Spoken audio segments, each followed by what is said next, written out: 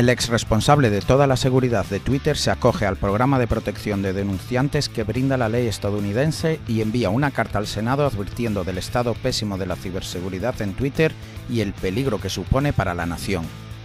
Ponte las pilas, SpaceX. Un investigador ha publicado, durante la Black Hat de Las Vegas, el primer ataque contra discos parabólicos de Starlink, llamados Dishi McFlatface, que permiten a un atacante comprometer estos dispositivos y correr su propio firmware malicioso, pudiendo adentrarse en la infraestructura satelital de Starlink sin restricciones. Se nos va agosto, pero siempre nos quedará un nuevo episodio de Tierra de Hackers. ¡Comenzamos!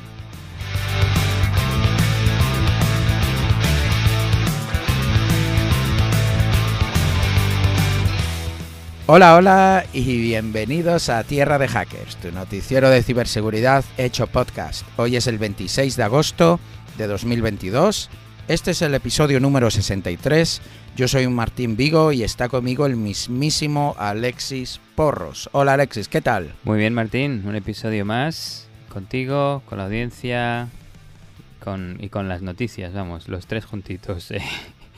Aquí... Como siempre, durante los últimos 2 años. Sí.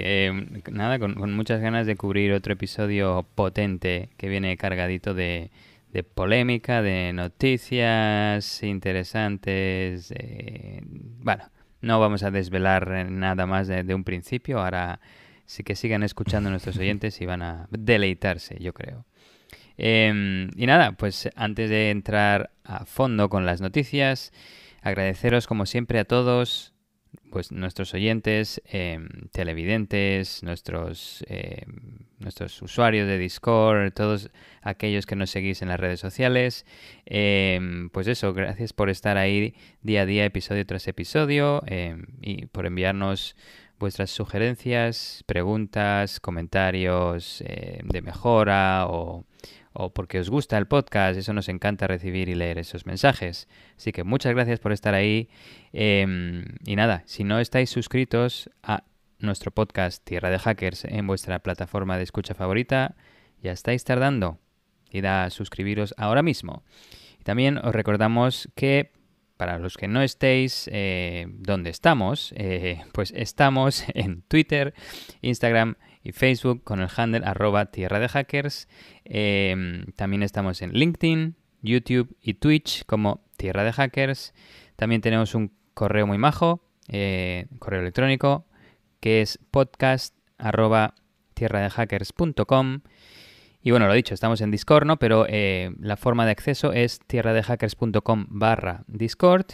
Y nada, ahí os esperamos, donde quiera que sea, en el ciberespacio. Enviadnos vuestros comentarios, sugerencias y preguntas y os contestamos con muchas ganas. Y nada, sin más dilación voy a entrar de lleno en la pregunta del episodio, en comentarla un poquito porque... Como sabéis, en cada episodio os lanzamos una preguntita para dar un poquito ahí de batillo, de conversación, ¿no? Y la última, en el episodio anterior, fue ¿cuál es la mejor manera de luchar contra las mafias que obligan a la gente a cometer estafas por Internet? Teníamos 4 opciones de respuesta. La más votada, con un 46%, es denunciarlo a la Interpol, luego seguida de ir a autoridades locales, con un 25%, muy seguida de contactar a ONGs específicas, que supongo que se dedican a todo este tipo de estafas, con un 22%. Y en último lugar tenemos informar al que llama, con un 7%.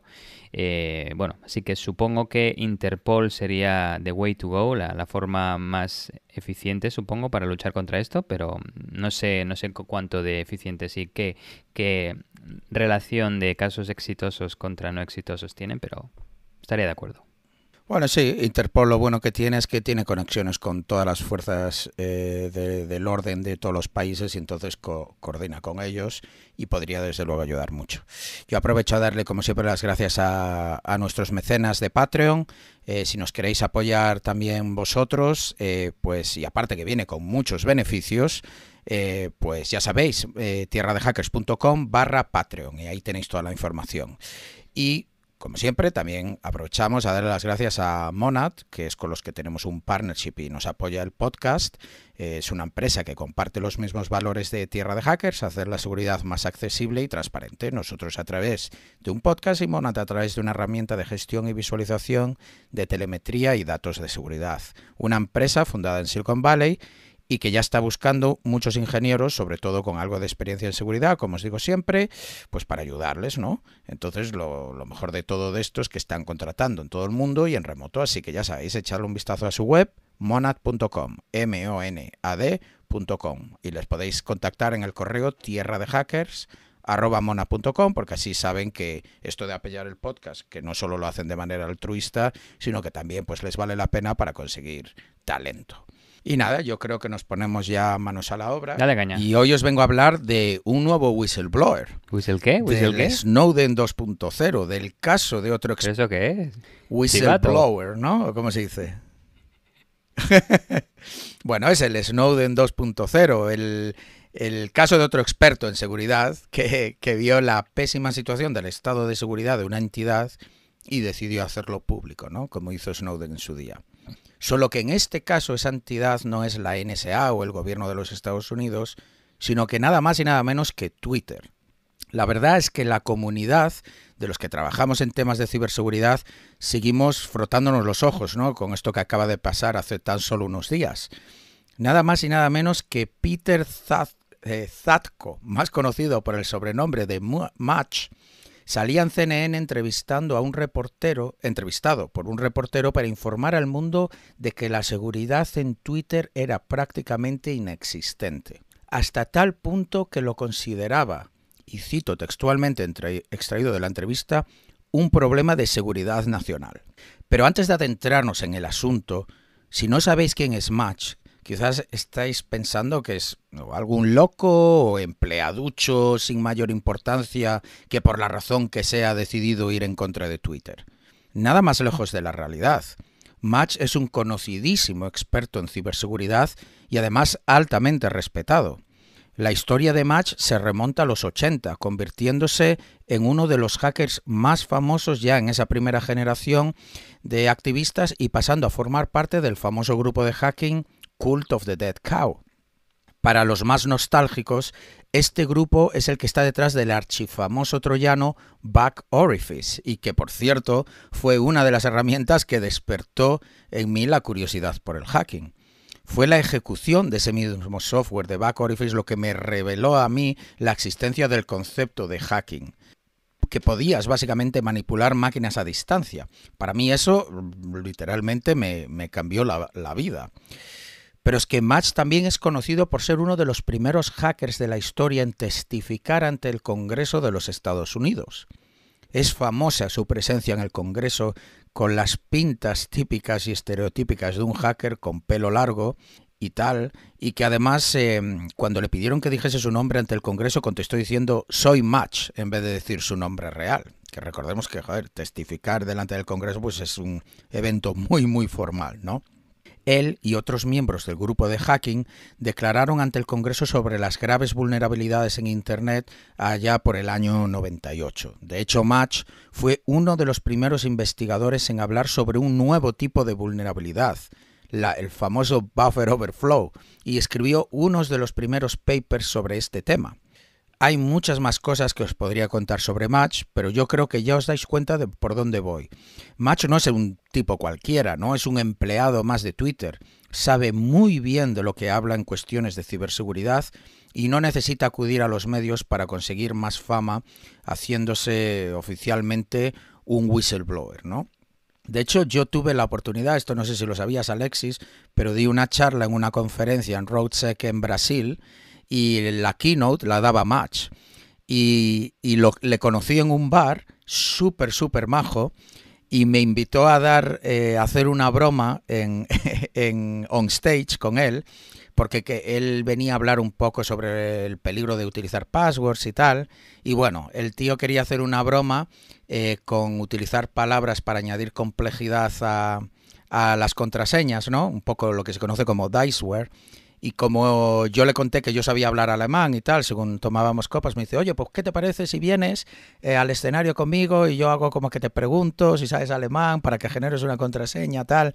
Fue súper divertido. Me pasé el día entero con él y un tío majísimo, súper humilde. La verdad me cayó súper bien y para mí, pues claro, todo un honor, ¿no? Poder estar ahí con él y tal, dando la keynote. Bueno, la daba él. Qué bueno, entonces... ¿Ese chiste se grabó o no? Es lo que me fastidia, tío. Fue en RoadSec de 2019 y, tío, publicaron un montón de vídeos y no publicaron la keynote. Y me da una rabia de la leche. Tengo la foto, si eso la pongo en Discord, porque nos sacamos una foto.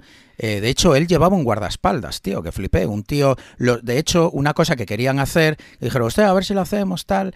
Querían... porque el tío hace jiu-jitsu, ¿no? Y estábamos en Brasil.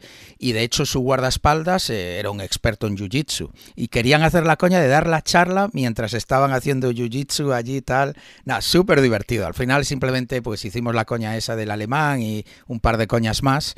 Pero sí, tío, y no publicaron la keynote. Y mira que RoadSec tiene canal de YouTube y busqué un montón y nada, tío. Me da muchísima rabia porque fue muy divertido. Pero vamos, que le encantó tu encanto gallego, digámoslo. Sí, el encanto gallego hablando alemán, tío. Nada, ¿Y esto fue a todo esto fue por tu charla de Aspas o cuál fue esta? No, fue la charla de hackear buzones de voz para comprometer cuentas. Fue la charla que di en DEF CON y en CCC y justo pues estaba el chico que lo organiza allí, Alex Ramos creo que se llama, escuchando la charla, tío, y fue increíble, porque claro, normalmente hay que mandar un call for papers para que te acepten una charla y tal, pero él estaba escuchando la charla y nada más acabé la charla, me vino, oye, ¿quieres venirte a Brasil a dar la charla? No sé qué.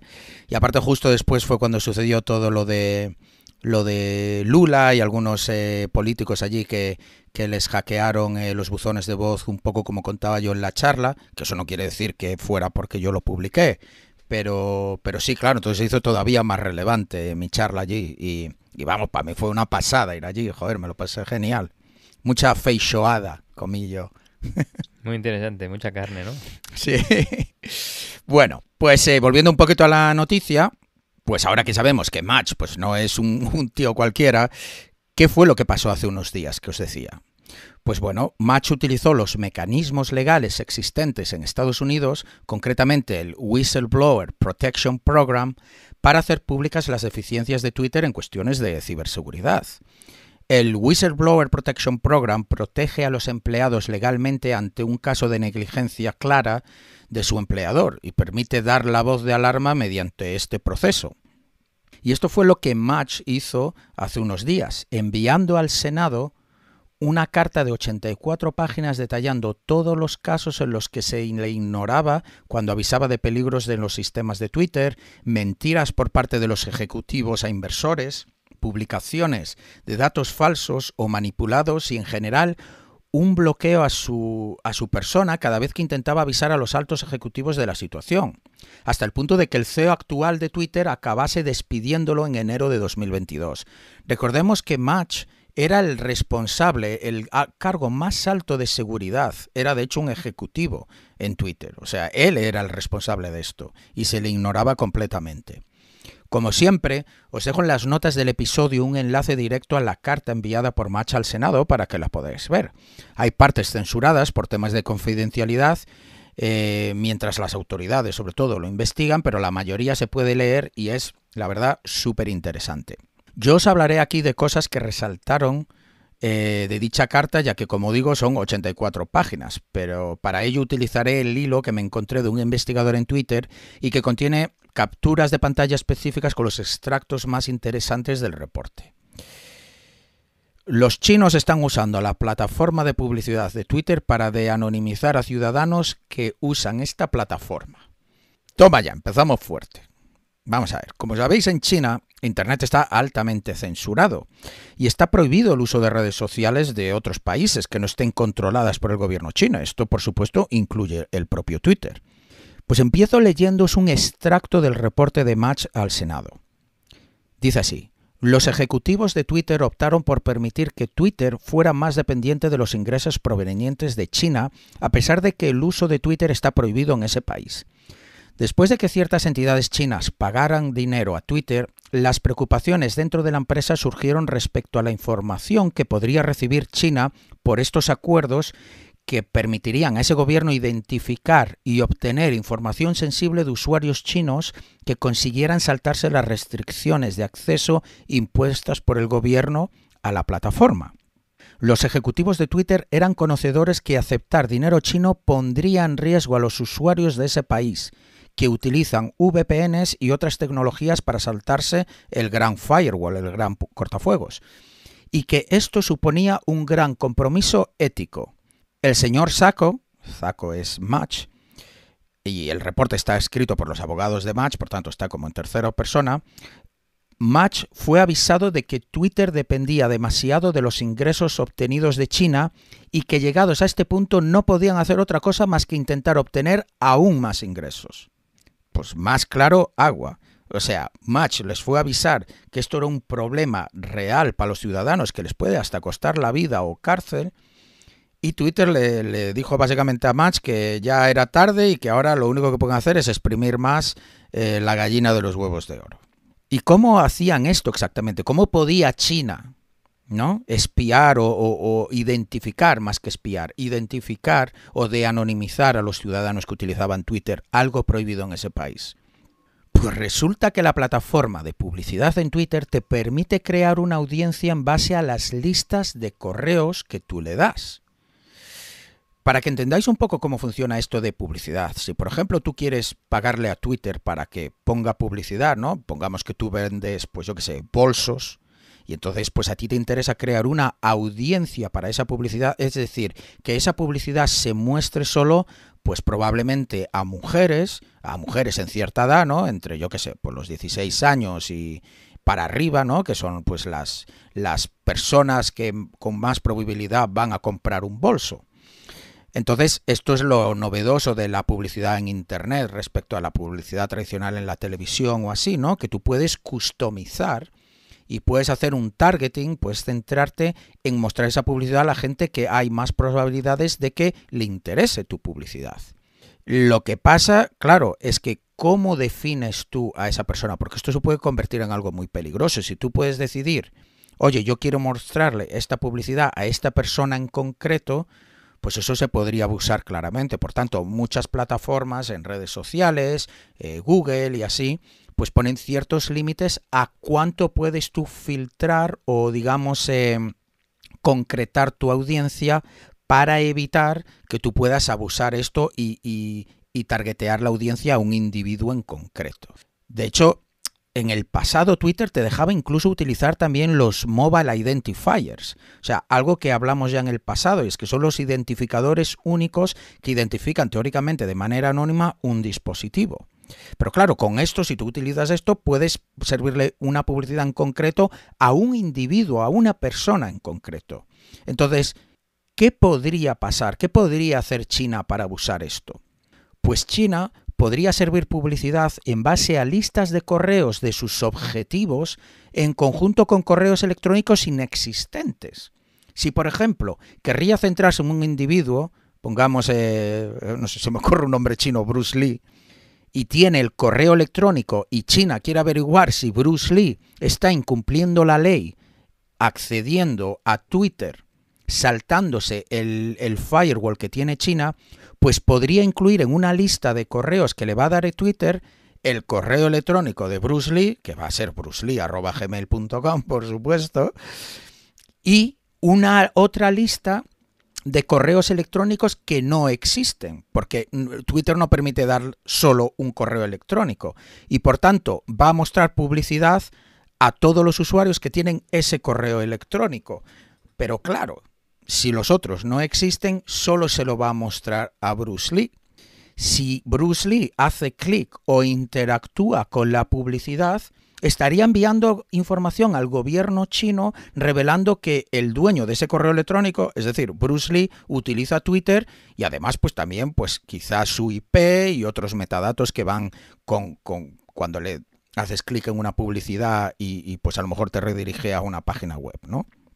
Pues este es uno de los grandes problemas que Match decía que tenía, pues aceptar dinero de China. Pero continúo.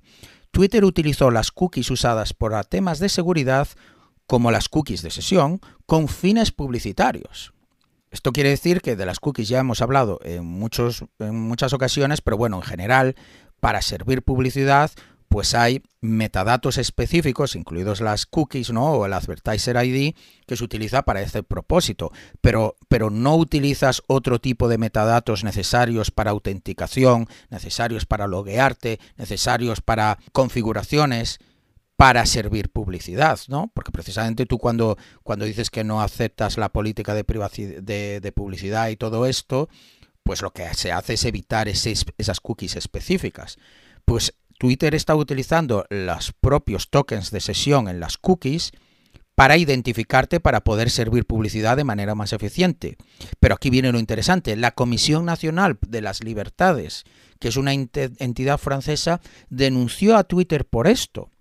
Pues Match menciona en el escrito al Senado que cuando se alertó de esto, Twitter lo mantuvo un mes más, atrasando la solución a propósito. Es decir, en vez de solucionar esto, pues se esperaron un mes más alegando que llevaba tiempo, que no sé qué, para, y cito textualmente, extraer el beneficio monetario máximo de usuarios franceses antes de que solucionemos el problema. O sea que aquí de manera deliberada una inversión de privacidad se explotó todavía más a pesar de que ya estaba en conocimiento de los ejecutivos para hacer todavía más dinero. Más cositas. Muchos empleados tenían instaladas herramientas de acceso remoto a pesar de que Twitter no monitoriza las actividades de sus empleados. Es decir, no había razón para que eso estuviese instalado en los ordenadores de los empleados. Había muchos empleados que fueron engañados a instalar software remoto que permitía el control a sus máquinas. Aparte de esto, una gran mayoría de los empleados tenían el firewall desactivado, equipos sin actualizar y el escritorio remoto activado sin ningún tipo de aprobación por parte de la empresa. Es decir, tu ordenador abierto a que la gente pueda conectarse a él y operar y acceder a los datos. Match, de hecho, lo resume diciendo que esto se conocía solo porque algunos empleados lo reportaban ellos mismos, que en general las entidades externas tenían más conocimiento sobre estas graves debilidades de seguridad que los propios líderes de Twitter, que también es que tiene tela. Pero seguimos con más salseo. El gobierno indio obligó a Twitter a contratar a personal específico que eran agentes del gobierno. De hecho, Match dice que dice en el reporte que esto era conocido por los ejecutivos de Twitter y que sabían que el gobierno indio había infiltrado a varios agentes en la empresa y que estaban ahora mismo a sueldo y que tenían acceso ilimitado a los sistemas y a los datos de todos los usuarios. Es decir, no solo Twitter sabía que había contratado agentes secretos indios, sino que además tenían acceso a todos los datos y Twitter les estaba pagando como empleados normales. Y os dejo una más. Poco después de que despidiesen a Match, el gobierno de los Estados Unidos contactó a Twitter para informarles de que había varios agentes encubiertos de otras naciones trabajando en Twitter, tío. Esto al poco de que despidiesen a Match. Algo que él mismo ya había mencionado sobre el caso de India. Por supuesto, como siempre, os damos las dos versiones. Twitter, en concreto su CEO, hizo un breve comunicado interno a sus empleados diciendo lo siguiente. Equipo, acaba de haber una serie de noticias con comentarios sobre la protección de la privacidad, seguridad y datos de nuestros usuarios y alegaciones por parte de un ex ejecutivo llamado Match Sacto, que fue despedido en enero de 2022 por un liderazgo inefectivo y una efectividad muy pobre. Estamos revisando dichas alegaciones, pero por lo que hemos visto hasta el momento se trata de una falsa narrativa llena de inconsistencias y errores presentados, además sin el debido contexto. Sé que esto es frustrante y confuso de leer, dado que Match era el responsable de muchos aspectos del trabajo que ahora está mostrando de manera incorrecta 6 meses después de ser despedido. Pero nada de esto elimina el importante trabajo que estáis haciendo para proteger la privacidad y seguridad de nuestros clientes y sus datos. El comunicado sigue un poquito más, pero bueno, esta parte es la que hace referencia a la situación. Así que lo dejo aquí y os dejo con la pregunta del episodio. ¿Quién crees que está diciendo la verdad en la confrontación entre Twitter y su ex responsable de seguridad, Peter Match Sacto. Y en este caso solo os vamos a dar dos opciones, Match o Twitter. Así que hacérnoslo saber en Twitter, @tierra-de-hackers. Pero tío, después de todo esto, ¿cómo nadie se puede fiar de votar en Twitter? No, claro, le estabas diciendo, oye, registraos en Twitter y venir a votar en Twitter después de que os diga que Twitter está China, India y está todo Dios ahí mirando todo. Porque claro, recordemos que los mensajes privados en Twitter no están cifrados de extremo a extremo, ni mucho menos. No se trata solo de toda la información que se publica en Twitter, o teléfonos o así. Pero sí, chicos, aquí y chicas, aquí es donde estamos. Y voy a acabar ya la noticia mencionando que el 13 de septiembre Match testificará ante el Senado. Y yo estaré muy pendiente para informaros de cualquier novedad en este caso. Pensaba que ibas a decir que ibas a ir con él a contar un chiste ahí delante de los jueces o algo. No, esta vez si me invita a ir con él allí a hacer la bromita, le voy a decir que casi que no. Muy buena. Seguro que probablemente salga que la razón la tenga Twitter igual, ¿no? Porque como la ponemos en Twitter, igual manipulan. No. ¡Ostras! Eso sí que sería un buen test. Mira, hacernos saber por Discord, tierradehackers.com/Discord, qué es lo que habéis votado y a ver si eso se refleja en Twitter. No vaya a ser que lo manipulen. No, pero interesante todas estas prácticas inseguras. Yo me pregunto si el hombre estaba ahí y era el encargado de la seguridad, ¿cómo es que habían tantas historias así de, como tú has dicho, cortafuegos desactivados, falta de parches y tal? O sea, se definen las políticas, pero luego no se implementan en esta empresa tan grande y millonaria. Claro, él siendo el ejecutivo, el más alto, él no es el que se va a poner a hacerlo. Él es el que va a pedir, pues, que los recursos, el tiempo, a los líderes que se encarguen de que eso suceda. Él solo puede dar las recomendaciones y todo eso, pero claro, si tú no tienes apoyo o cuando intentas, por ejemplo, yo qué sé, porque eso era específico a una cosa en concreto que era el tema de firewalls que no están activados y tal, pero claro, cuando tú le vas a decir, oye, que estáis contratando agentes indios, claro, y el CEO te dice, ya, pero es un acuerdo que tenemos con el gobierno que vamos a contratar a estos tíos. Claro, ¿qué puedes hacer tú como el cabeza de seguridad? Solo puedes decir que no deberíamos estar haciendo esto. O cuando te dicen, no, es que tenemos que monetizar a los franceses. Antes de arreglar esto, danos un mesecito más. Ya sabemos lo que hay, pero la decisión ejecutiva es exprimir esto un mesecito más. Así que cállate. Claro, es que es una movida. Y el que aparte se lo come va a ser Match, si esto sale a la luz. Es que va a ser él quien la cabeza que va a rodar. Sí, a ver de qué lo acusan y cómo lo acusan, pero el otro tema también el otro y último tema que quería comentar, también es el tema que los trabajadores de Twitter llevaban el código fuente en sus ordenadores también, ¿no? En sus ordenadores portátiles lo llevan por ahí, supongo, porque el portátil se lo llevan a casa, se lo llevan en el tren, tal, dices, el código fuente de una plataforma que mueve, digamos, el mundo, vale, gracias, lo tienes por ahí, como no están los sistemas cifrados, pero viendo todas estas debilidades que tienen, dices, estaba en riesgo el código fuente. O sistemas sin actualizar, es que es lo que dices tú. Además, no solo está la carta, sino también os dejo en las notas del episodio un enlace a la entrevista que le hizo CNN. Y ahí es una entrevista cortita porque debido al programa de protección de whistleblowers al que está utilizando, pues él mismo dice que no puede entrar en detalles. Él ahí hace una analogía que dice tal que así: imagínate un avión en el que todos los pasajeros tienen acceso a la cabina. Pues que es así como funciona Twitter.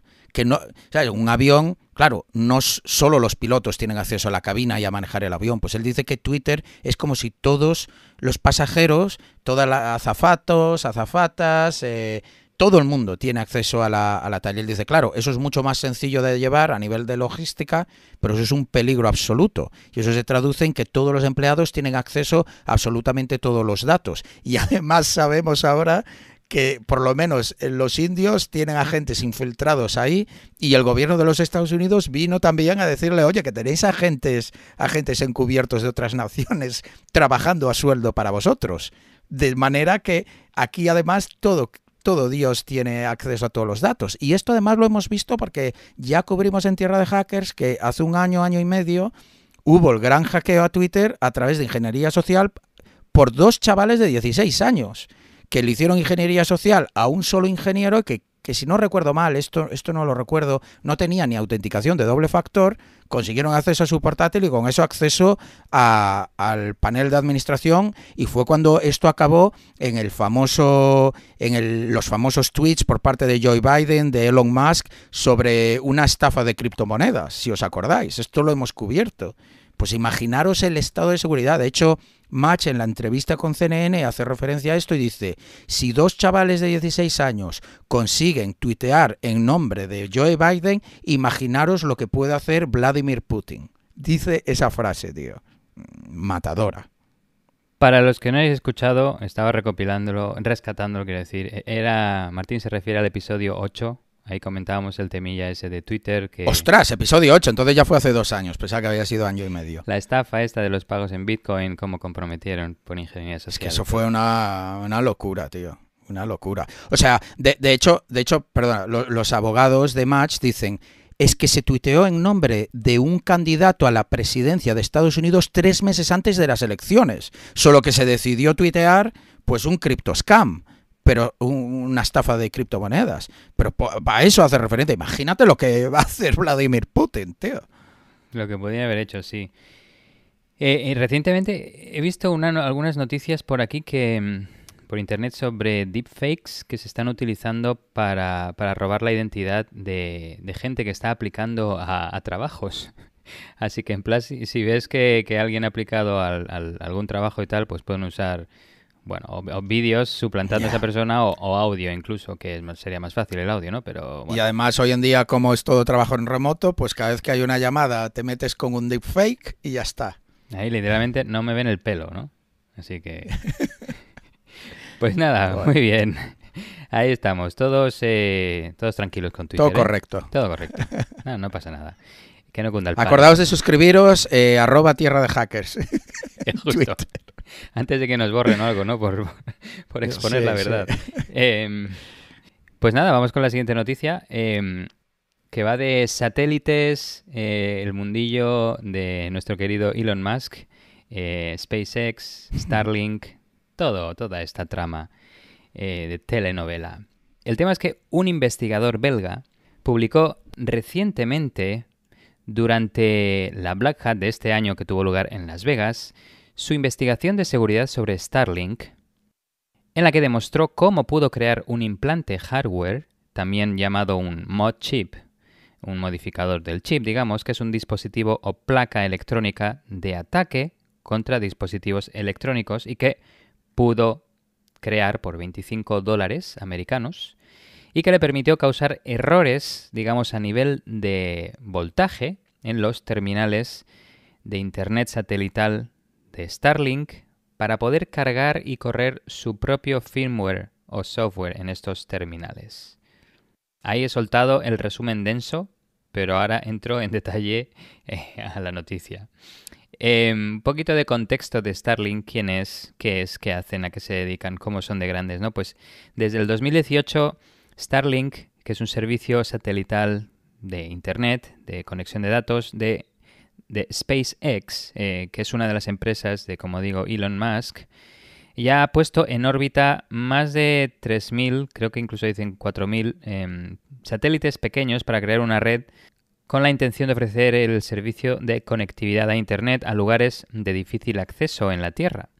Y todos hemos visto que ha sido una fuente vital de conectividad durante la guerra de Rusia en Ucrania.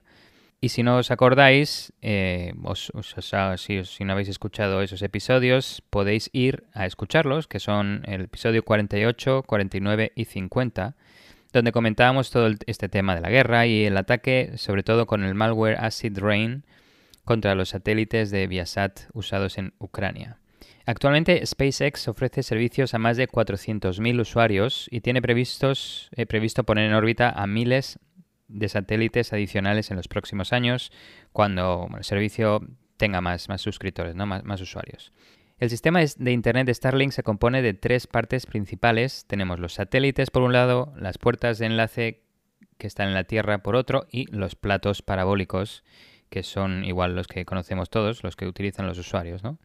Primero, están los satélites que se mueven en una órbita terrestre baja, alrededor de 547 kilómetros o 340 millas sobre la superficie terrestre, y transmiten conexiones a la superficie. A su vez, estos satélites se comunican con dos sistemas en la Tierra. Uno son las puertas de enlace que envían los datos de Internet a los satélites, y luego tenemos los platos satelitales que la gente, los usuarios, puede comprar. Pues de hecho, esta investigación se centra en estos últimos, en los terminales de usuario, que originalmente eran redondos, pero los modelos más nuevos son rectangulares, aparentemente. Para que tengamos una idea del precio del servicio de Starlink, el hardware requerido, que es un plato satelital que le han puesto el nombre de Dishy McFlatface, como platito con cara plana, ¿no? Como lo conocen los fanáticos y tal, así como un apodo, digamos.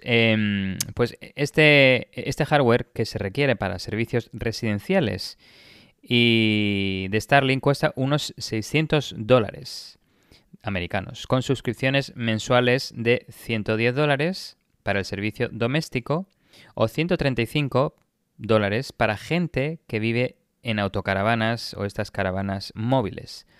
A estas personas, de hecho, se les llaman van lifers, que esto yo no lo sabía, pero son vividores de caravanas, digamos, o de furgonetas. Sí, es una manera moderna de llamar a un no voy a decir indigente, joder, que me salía indigente, pero un vagabundo, vagamundos. A mí me gusta más lo de nómada digital, que queda así más chulo. Esa está buena. Un nómada digital. Un indigente, tío. Claro, un indigente con antena parabólica en la furgoneta. Joder, ya me molaría a mí estar en la indigencia, sí, tío. Es totalmente... sí. Bueno, lo curioso es que el uso del servicio en caravanas en movimiento no está permitido y de hecho anula la garantía. Entonces solo lo puedo usar cuando estoy parado. Pero bueno, me parece interesante ese detalle. Pues nada, volviendo a la noticia, lo dicho, hace un par de semanas en Las Vegas, durante la conferencia de Black Hat, Leonard Wouters, espero pronunciarlo bien, espero haberlo pronunciado bien y en las siguientes ocasiones también, investigador doctorado de seguridad del Grupo de Investigación de Ciberseguridad y Criptografía Industrial de la Universidad belga KU Leuven, reveló uno de los primeros fallos de los terminales de usuario de Starlink de las antenas parabólicas Dishy McFlatface. Bueno, total, que durante su presentación el investigador explicó con muchísimo detalle su proceso de análisis y ataque contra los terminales de Starlink y detalló las vulnerabilidades de hardware que le permitieron acceder al terminal satelital Starlink e inyectar su propio código personalizado. No voy a entrar en todo el detalle de la investigación. El investigador, de hecho, porque Martín y yo estuvimos allí viéndolo en vivo y en directo en la Black Hat como representantes de Tierra de Hackers. Pero sí, ahí habló de toda su investigación, que vamos a poner un enlace de sus diapositivas en formato PDF en las notas del episodio. Y bueno, ahí se puede ver cómo comenta todo el proceso, ¿no? Desde conectarse a las pistas electrónicas del platillo parabólico, a poder manipular los condensadores para poder realizar sus ataques de inyección de voltaje de forma correcta. Todo este tema, analizador de protocolos, todo esto lo explica ahí. Lo explico durante la presentación y está en las diapositivas en formato PDF, así que lo podéis ver ahí si queréis. Pero, en esencia, la intención principal del investigador era correr su propio código en la terminal satelital. Sería como un poquito en plan, voy a hacer un jailbreak de este terminal satelital, ahora que está tan de moda, ¿no? Con el tema de John Dere, que también otro investigador durante la DEF CON demostró que él podía, digamos, hackear, comprometer y hacer un jailbreak de estos dispositivos, de estos tractores de Yondere, pues sería un poquito similar lo que quería demostrar este investigador con los terminales de Starlink. Se centró en reusar un terminal de Starlink en lugar de crear su propio terminal satelital, porque crear su propio terminal tendría que haber hecho, para ello tendría que haber hecho ingeniería inversa de todo el protocolo de comunicaciones de Starlink para poderse, pues esto, comunicar con los equipos, y hubiera tardado mucho más y mucho más dinero y hubiera sido más difícil. Entonces dijo, tengo un terminal de Starlink, voy a ver si lo puedo reutilizar, voy a ver si puedo comprometerlo, conectarme, cargar mi propio firmware y desde ahí pues tirar para adelante. Un poquito de contexto de ataques pasados, porque ya han habido múltiples, ataques o noticias, eventos relacionados con esto, ¿no? Es que ha habido múltiples desensamblajes de terminales de usuarios de Starlink desde que salieron a la venta. Ingenieros electrónicos o investigadores o curiosos en YouTube han abierto sus terminales exponiendo sus componentes y explicando, o deduciendo cómo funcionan. Otros también discuten las especificaciones técnicas en Reddit, y en online, en las redes sociales. Hay conversación, ¿no?, sobre estos terminales. Sin embargo, el investigador se fijó en la seguridad del terminal y sus chips y dijo que se quedó asombrado por la complejidad de la misma. Un hecho interesante es que el investigador creó previamente un hardware que puede desbloquear un Tesla en 90 segundos. En el episodio 53 hablamos de un ataque que permite abrir las puertas y maletero de un Tesla remotamente y sin interacción por parte de la víctima. No de este investigador, pero el ataque es similar. Así que si queréis, para haceros una idea, podéis ir a escuchar el episodio 53. Y ahora voy a entrar en el tema del ataque, ¿no? Para alto nivel y típicamente un atacante, imaginémoslo, ¿no? En este caso, el investigador o el atacante tiene este plato satelital que lo abrió y tiene acceso directamente a, como queramos llamarlo, ¿no?, a la placa base o a la placa electrónica, donde hay esa típica, digamos, galleta, como digo yo, superficie verde, con muchas pistas, muchas líneas y muchos componentes electrónicos ahí soldados enganchados, ¿no? Pues un atacante que podría hacer para intentar manipular la ejecución de este dispositivo electrónico, pues podría pinchar, digamos, las pistas electrónicas o los conectores de los componentes electrónicos, por ejemplo, para capturar el firmware que se carga desde los chips de memoria hasta la CPU, para que de esta forma se pudiera extraer, analizar vía ingeniería inversa, manipularlo, modificarlo, añadirle malware, digamos, y luego inyectarlo de nuevo al sistema, a la CPU. La inyección se haría, digamos, igual suplantando al módulo de memoria. Se podría desoldar este módulo para que no proporcionara los datos legítimos que la CPU quiere cargar.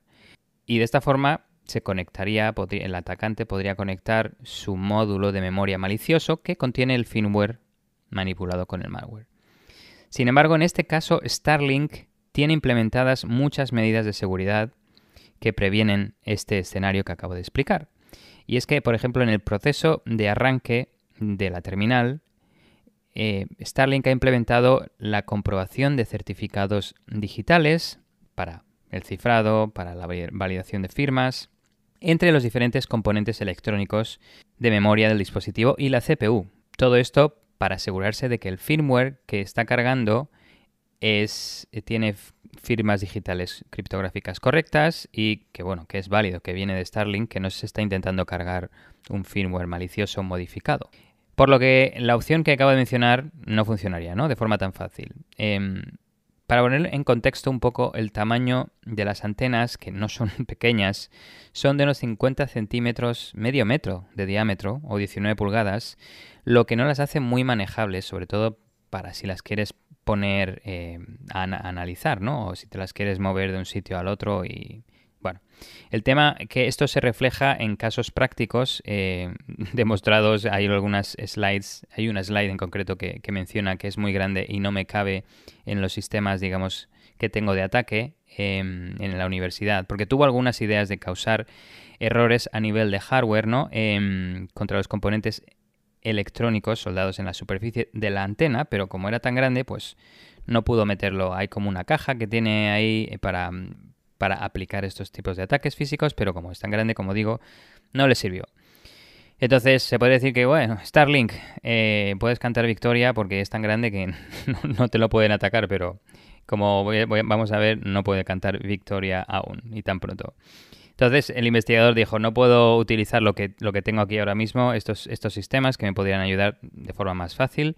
Entonces me voy a poner a pensar un poco en otras opciones, las que se expone ahí en su presentación, en sus diapositivas, y finalmente se decantó por la opción esta de inyectar fallas de voltaje, cortocircuitando temporalmente el sistema, causando errores en niveles de voltaje en los componentes electrónicos de este plato. A esto en inglés se le conoce como power glitching.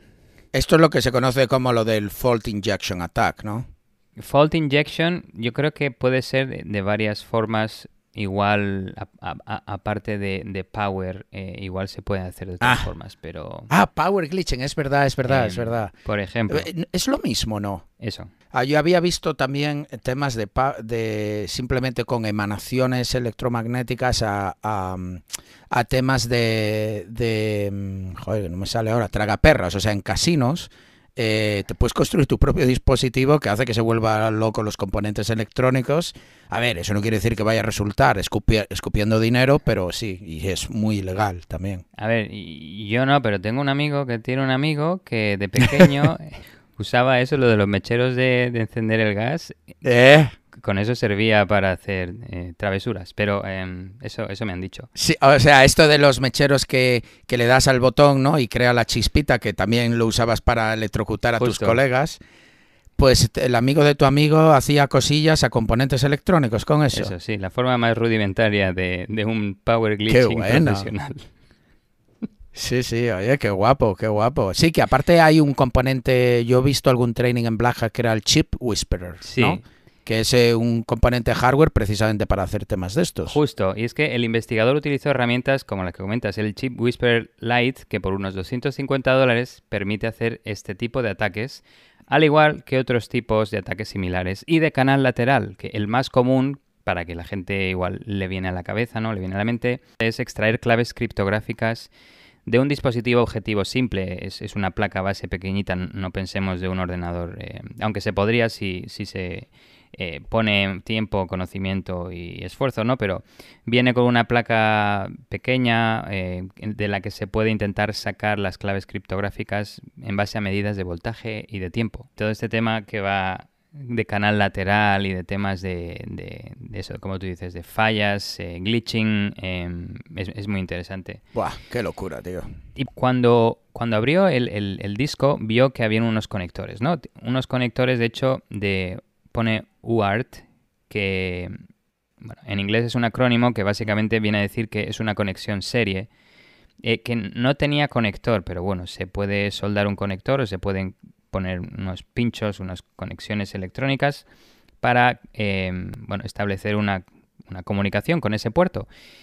Y cuando un usuario se conecta a ese puerto, que en principio los usuarios normales no se deberían conectar, que por eso está desoldado, no tiene puerto de conexión, lo tiene que, digamos, añadir uno, que sería un usuario avanzado o un atacante, ¿no? Pues al conectarse a ese puerto serie se le muestra una consola en la que se indica que el modo desarrollador está desactivado y que proporcione sus credenciales de usuario no privilegiado de SpaceX.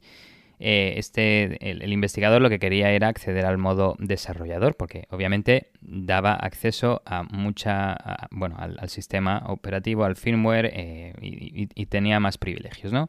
Entonces, después de varios intentos y muchas horas de pruebas con esta técnica de inyección de voltaje, pues consiguió entrar en la consola en modo desarrollador. Y digo que requirió muchos intentos y muchas horas porque cada prueba que hacía requería reiniciar el dispositivo completamente.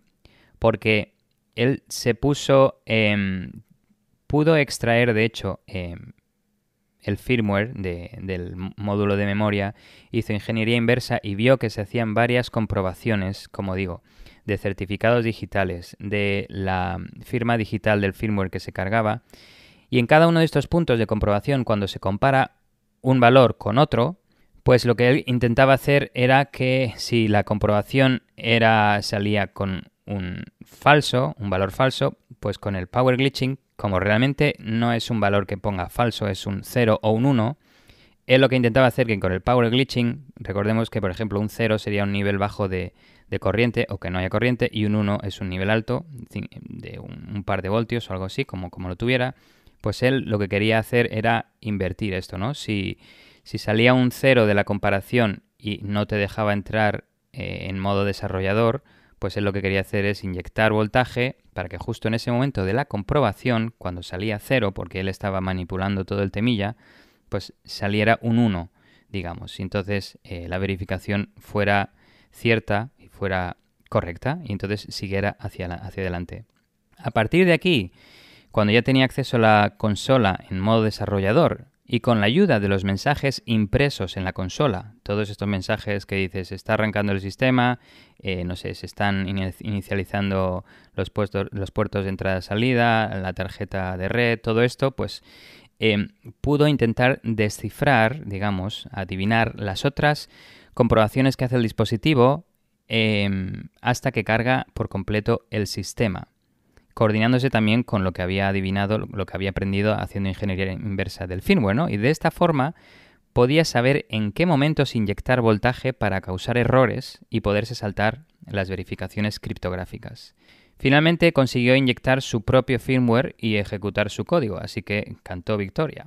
A todo esto, bueno, ahí sería un punto de celebración, pero dijo, me he dado cuenta que tengo mucha parafernalia que estoy utilizando aquí para comprometer la terminal, porque tengo muchos componentes electrónicos, tengo esta placa aquí que estoy intentando utilizar, y dice, bueno, lo voy a intentar hacer más accesible para otras personas o otros investigadores, así que dijo, voy a crear un mod chip o una placa de estas electrónica, una placa base pequeña, utilizando un procesador de una Raspberry Pi Pico y otros componentes electrónicos.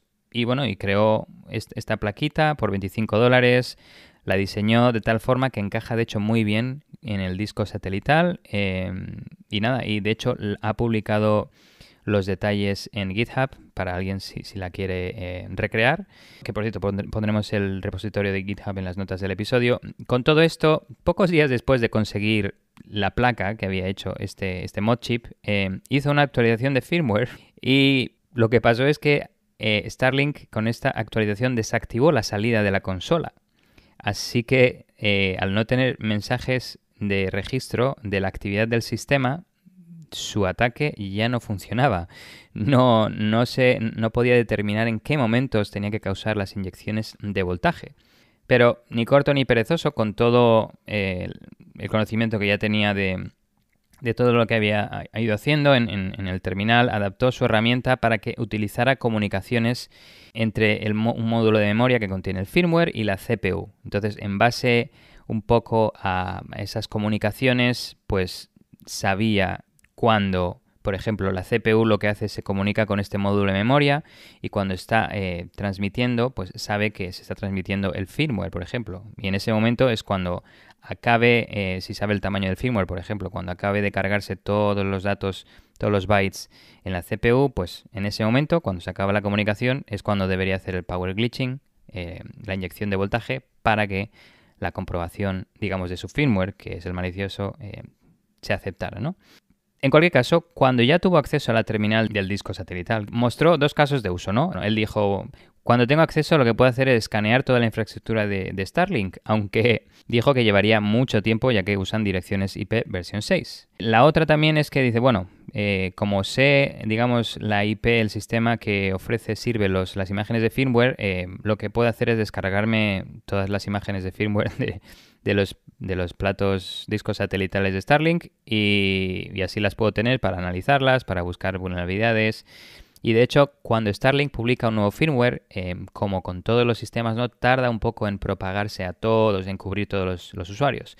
pues él, de forma proactiva, como sabe, no está en un modelo de pull, ¿no? Que se le envía, en modelo de push, quiero decir, que se le envía el firmware a él. Él puede activamente ir a descargarse el firmware, ya que tiene acceso directo a la infraestructura de Starlink a través de haber comprometido el terminal. Indicar que las vulnerabilidades son a nivel de hardware y no puedo encontrar ninguna vulnerabilidad a nivel de firmware o software, por lo que para poder recrear el ataque y comprometer la terminal cada vez que se reinicia, necesita acceso físico para lanzar de nuevo este ataque y causar el error en el voltaje. Y por eso es que creó esta mini plaquita, ¿no? Que digo, este mod chip, porque si no, si tiene que ir con todo el cacharreo que llevaba arriba abajo, pues era bastante difícil, ¿no? A todo esto, como digo, ha publicado los detalles del mod chip en GitHub, pero lo que sí que dice que no tiene planes de vender estos mod chips en ninguna tienda y que tampoco está publicando el firmware que él pudo modificar y que ha podido inyectar en los terminales de Starlink, o tampoco los detalles exactos de cuándo, cómo hacer este power glitching, estos ataques de voltaje. El investigador que inició su investigación en mayo de 2021 reportó estas vulnerabilidades a SpaceX el año pasado, a finales más o menos, quien respondió actualizando el sistema, pero el investigador argumenta que la única forma de evitar este ataque es crear un nuevo diseño hardware del chip principal. Es decir, Starlink dijo, bueno, yo voy a modificar el firmware, hago aquí unos apaños a nivel de software, pero el investigador dijo que no. No ha dado más detalle del por qué, pero aparentemente se tiene que hacer, o la única solución que él ve es una nueva modificación del diseño hardware, lo que requiere que todos los usuarios de Starlink compren o se les envíe un nuevo dispositivo, o igual no entero, pero parte del dispositivo igual habría que reemplazarlo. Así que todos los terminales de usuario existentes de Starlink son vulnerables. Yay, preparaos. No sé si alguno tenéis Starlink, pero bueno. De todas formas, según Starlink, dice las partes más amplias del sistema no se ven afectadas. Los usuarios normales de Starlink no necesitan preocuparse de que este ataque los afecte ni tomar ninguna medida en respuesta. A ver, se entiende, ¿no? Porque necesitas acceso físico al dispositivo de Starlink. Pero bueno, como hemos dicho antes, los van lifers, estos que viven en sus furgonetas, si están en la furgoneta y se van a subir una montaña, ¿no? Pues si vas tú ahí a su furgoneta y le modificas un poco el plato satelital, pues bien, ya tienes comprometidas sus comunicaciones satélite. Pero bueno, un poco de contexto también geopolítico, no sé, ¿a quién no le gusta Starlink? Pues tenemos, como he mencionado anteriormente, ¿no? El tema de la guerra entre Rusia y Ucrania. Al gobierno ruso no le gusta nada lo que Starlink hizo, ¿no? Que ofreció su servicio a Ucrania y entonces respondió lanzando el ataque cibernético que decíamos, ¿no? Contra esta empresa Viasat, que, según parece, interrumpió alrededor de 30.000 conexiones a Internet en Europa, incluidas más de 5.000 turbinas eólicas. También, según parece, un investigador militar de China ha expresado su deseo de destruir los satélites de Starlink, publicando un artículo en mayo sobre métodos de destrucción para contrarrestar cualquier amenaza planteada por la constelación de Starlink.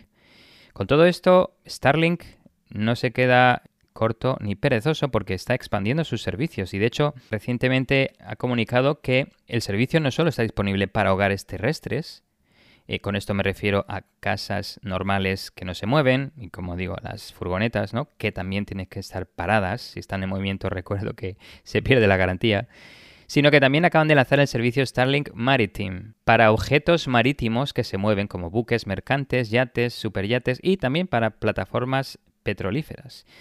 En este caso, si necesitas conexión de Starlink mientras estás en alta mar, prepárate a pagar unos $5.000 al mes, que no es nada barato.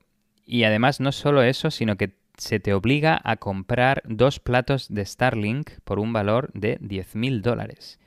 Así que $10.000 por los 2 platos y luego 5.000 al mes. Sí, porque dicen que están reforzados, son de alto rendimiento y bueno, se entiende que en el mar las condiciones son muy duras, mucho viento, temperaturas extremas y mucha sal, pero bastante caro. Aunque de todas formas Elon Musk sale en su vídeo, en sus declaraciones diciendo que su servicio es mucho más barato que los competidores, así que ni me imagino cuánto valen los otros servicios.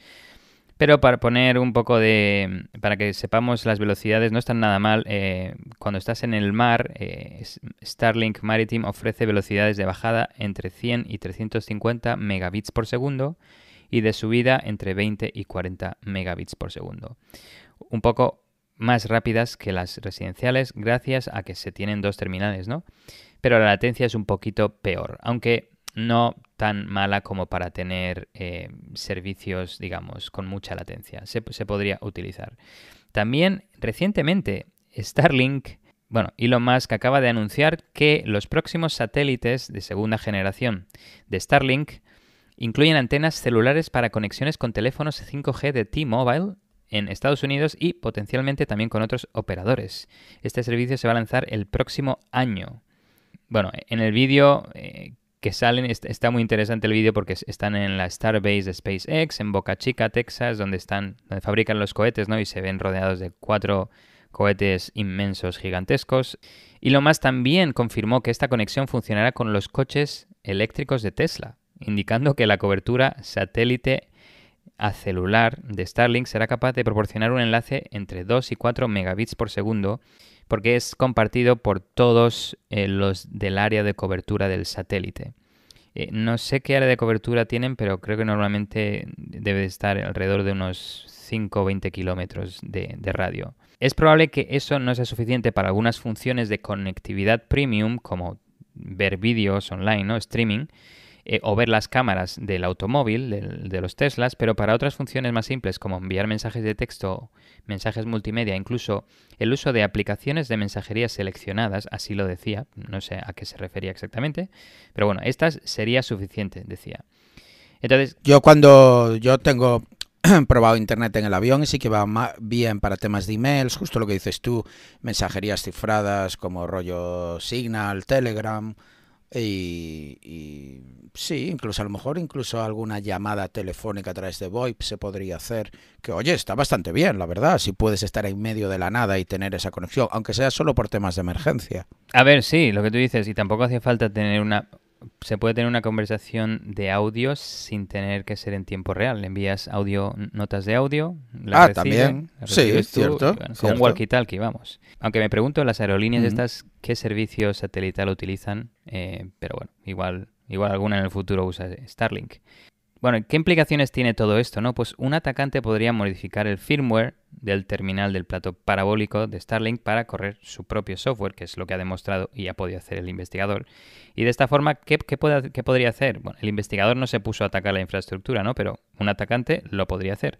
Podría causar disrupciones o denegaciones de servicio en zonas geográficas específicas, por ejemplo, en Ucrania, o contra objetos marítimos que quisieran abordar, como piratas, no en el Caribe, ¿no? Pero han habido muchos piratas en el hemisferio sur, por ahí por la zona creo que del sur de África o del este asiático. Bueno, por ahí que se han visto casos similares, se podría abusar para eso. También, realizar ataques de hombre en el medio, ¿no? Para interceptar o manipular las comunicaciones. Y también lo que estaba pensando es si se permite servicio celular a través de estos dispositivos a teléfonos móviles, en este caso T-Mobile, pero igual se añaden muchos otros operadores en el futuro, pues oye, se podría modificar el firmware de estos terminales para correr tu propia pila de comunicaciones celular y así poder interceptar totalmente los mensajes y las llamadas, ¿no? De los teléfonos o incluso el vídeo que se comenta que se puede enviar desde las cámaras de los Teslas, igual también se podría interceptar si tú estás completamente... y el tema es que a nivel celular los mensajes que no van cifrados serían muy fáciles de interceptar. O incluso atacar a los coches Tesla enviándoles información incorrecta de posicionamiento o todo este tipo de manipular, jugar un poco con el tema que es self-driving, ¿no? El tema de que se conduce solo y toma sus decisiones de forma autónoma. Por último, comentar que hay recompensas por las vulnerabilidades reportadas. A raíz de esta investigación y para asegurar Starlink, SpaceX está invitando a investigadores, a todos vosotros, nuestros queridos oyentes, a intentar comprometer sus sistemas de internet satelital y luego informar de las vulnerabilidades identificadas a SpaceX. Y para esto tienen un programa de recompensas que puede pagar hasta $25.000 por vulnerabilidad descubierta. No solo incluyen el tema de satélites, sino también aplicaciones móviles y el sitio web. $25.000 por una vulnerabilidad, por el daño que igual se podría causar, me parece algo bastante mínimo, barato, comparado con lo que hemos visto recientemente con ese Zero Day, ¿no? De un clic de esta empresa Intelexus que se llama Helios, que lo vendían por $8 millones, pero bueno, esa es otro tipo de empresa, no es SpaceX. Pero bueno, aquí lo dejo, y los que tengáis SpaceX, si usáis Starlink, ya sabéis, tened cuidado con vuestros dispositivos y no los dejéis accesibles de forma física a cualquier persona, aunque supongo que sí lo están, porque están en el exterior de una casa, de un edificio, para poder tener visión directa con los satélites, ¿no? Pero bueno, así estáis informados al menos de los riesgos que tienen. A mí me parece uno de los hacks así más cool, el tema de satélites, tío. Todo lo que tenga que ver con eso está guapísimo. Y los conocimientos técnicos que requiere lo que ha hecho estos investigadores es una pasada, porque todo el tema de hackear hardware haciendo glitching y tal es increíble. Sí, luego también en otro episodio también hablamos, creo, de un tema también similar de satélites o bueno, si no, recientemente sí que también en la Black Hat DEFCON unos investigadores han utilizado un satélite que se estaba decomisionando, estaba al final de su vida, y lo pudieron utilizar para emitir en directo, bueno, cualquier tipo de vídeo que emitiera, ¿no? Pero pudieron utilizarlo desde la Tierra, conectarse al satélite y emitir desde ahí. Y también en la DEFCON hay estas villages, ¿no? O estas aldeas que se les llaman, que también ha habido, por ejemplo, ha habido un ejercicio que se le ha llamado Space Jam para hacer jamming, ¿no? Para hacer este ataque contra las radiofrecuencias a nivel espacial y ver un poquito el impacto que causaría a nivel terrestre. Es un como digo, un simulador, no es a nivel real, pero bueno, digamos que hay conciencia de todos los ataques y los riesgos que los sistemas satelitales conllevan y cómo nos ayudan a todos a comunicarnos en el planeta. Sí, efectivamente. Pues nada, hasta aquí ha llegado el episodio por hoy. Agradeceros haberos quedado hasta el final y sobre todo que seguís apoyando el podcast, comentando en las plataformas, dejándonos vuestros comentarios, que como sabéis nos ayuda un montón. Así que siempre, como os decimos siempre, quiero decir, gracias por vuestro apoyo. Muchas gracias a todos por escucharnos y nada, nos seguimos escuchando. Hasta la próxima. Adiós, adiós. Chao, chao.